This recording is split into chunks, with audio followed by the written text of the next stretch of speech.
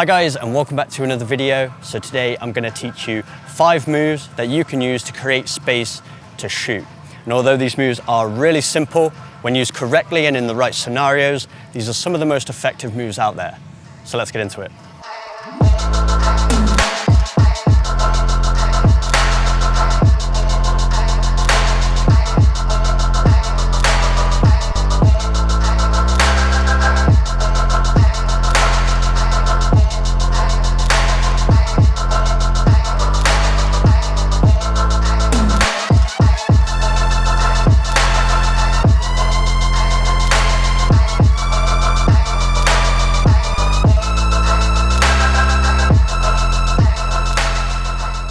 The first move we're going to work on is the fake shot, one of the most effective moves there is. But what's really important is that we use it in the correct situations on the pitch to make it effective. So the best place to use it is of course around and inside the box, because this is shooting territory. So as a defender, I'm going to be on high alert and be reactive to those movements. So we first need to engage the defender. We need to let that defender know we're going at them 1v1. So we're going to take a touch towards the defender. This engages them.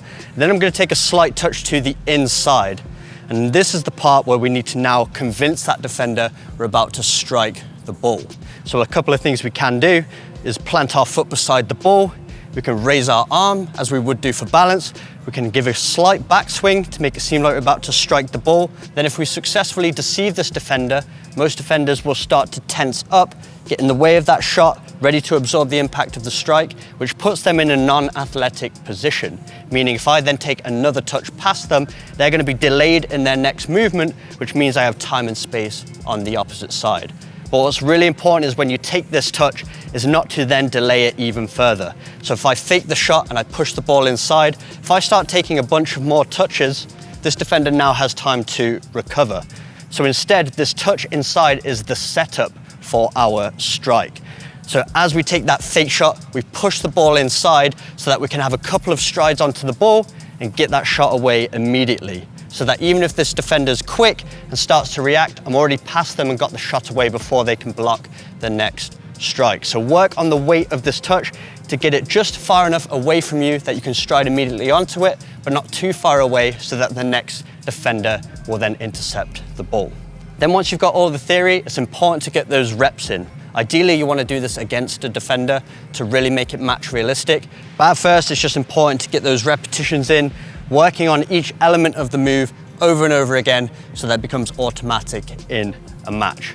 So we engage the defender, cut to the inside, fake shot, and then get the shot away.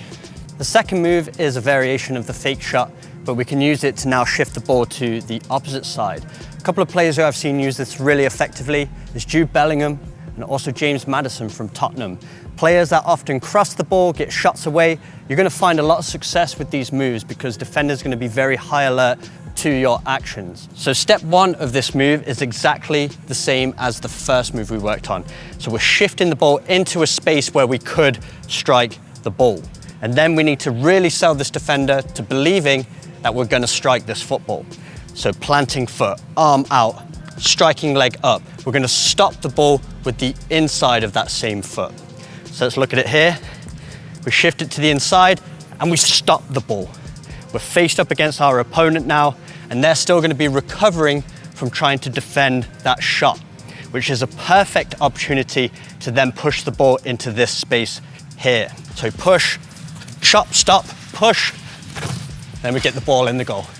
The third move is a slight adaptation of the second move. And what's great about these moves, they all progress off one another so that if you've used one move a couple of times and the defenders start to read it, you can add these adaptations in and remain unpredictable and still get shots away. So we're working on that chop and stop once again. So we shift the ball to the inside into that area we want the defender to believe we're going to strike the ball.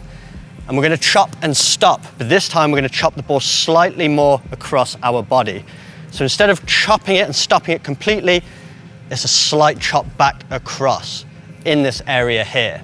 So we want this defender to believe we're going to take the ball down that side onto our left foot, just as we did with the previous move. And if we successfully sell this defender into believing we're pushing the ball in this direction, they're going to slightly start to turn their body, which again, not only puts them in a non-athletic position, but also it means they would have to turn 180 degrees in order to recover.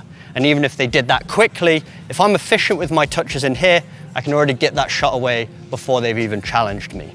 So let's look at it slowly to begin with. So we're going to push the ball into that space again, slightly chop the ball into this space, turn our hips, then as we see a fraction of a movement from this defender, it's important we immediately push the ball into the space. This is going to maximize our time and space on the ball, which is going to help us get our shot away. Then once we're comfortable with the move, we can then add the shot in. So we shift, chop, push, and finish. The fourth move is a great one to use where you have a little bit more space so that you can build up some momentum and speed and rely on your close control to get past that opponent.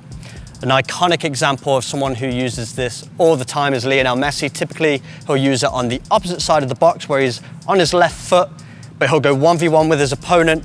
He'll start to look like he's going to the inside and immediately cut the ball to the outside. This puts him in a great position to either strike the ball or square the ball across to his teammates. So this will be especially effective for you inverted wingers. So for me, for example, if I play on the left wing but I'm right-footed, if I start to take the ball to this inside, this is a dangerous situation for the defenders to be in because I can either get the shot away. I've got a lot of options here on the inside on my strong foot. Defenders would rather put you on your non-dominant foot. So they're going to be more reactive to this inside, so we can use this to our advantage. So all we need to do here is build up the speed so that we get the defender on their heels. So we need to dribble directly at them, and then it's that slight touch to the inside which is going to put them off balance. If they're on high alert, even a small, tiny touch to the inside is going to get them turning to that inside and put their weight on their inside leg, which is the perfect opportunity to then take that second touch in the opposite direction. Because again, non-athletic position, weight's on one side, and they have to turn in order to recover. And because we've built up that momentum and pushed the ball into that space, even if they start to recover, we're going to be long gone. We can either get the shot away or cross the ball. So it's really important to get those actions really close together. We don't want to take the touch to the inside, take a couple of steps, and then take the ball to the outside. We're trying to catch the defender in that exact moment they start to turn. So our number one goal here is to reduce the time between that outside foot touch and the inside foot touch. So we're going to commit to it, dribble at pace, go inside, outside, and finish. The fifth move is an adaptation of the fourth move we just worked on. But instead of using the outside of our foot to inside, we're going to reverse it. So we're going to engage the defender with that inside touch and then push the ball with the outside of our foot and accelerate into the space. And as you'll notice, I'm on the opposite side of the pitch because this is a great one to use if you're a winger and you play on your natural side. So if you're right-footed and you play on the right wing, or you're left-footed and you play on the left wing, this is a great one to get you on your dominant foot in a very dangerous scenario. You can either strike the ball across goal or you can square the ball across for your teammates. So what we're going to be doing here, again, building up momentum, going at the defender with speed. This puts them on their heels already and immediately into a vulnerable situation. Anytime you've got the defender going on their heels, you're in full control of the situation, which means you can look beyond them, see where the space is, use a move to unbalance them, and then immediately accelerate in the opposite direction. Very dangerous scenario to be in. So this one, we're dribbling to the inside. So I typically like to get this move in early, and if they start to shift across, I can immediately push the ball into that space because I know I'm moving forwards. They would have to turn 180 degrees to get into a race with me. And by that time, I'm going to have taken a couple of strides past them, and I've gotten that strike away or that square ball across. Then as always, once we've got the theory down, it's all about getting those repetitions in, focusing on minimizing the time between that inside touch and outside. So we build up the speed, inside, outside, and fire it in the net. So there we have it, 5 moves you can use to create space to get those shots away. Just before you go, make sure you head over to 7mlctraining.com if you want to check out my very own 7-day training programs. And also make sure you hit that subscribe button for weekly training videos. Hit that like button if you enjoyed today's video, and I'll see you guys in my next video.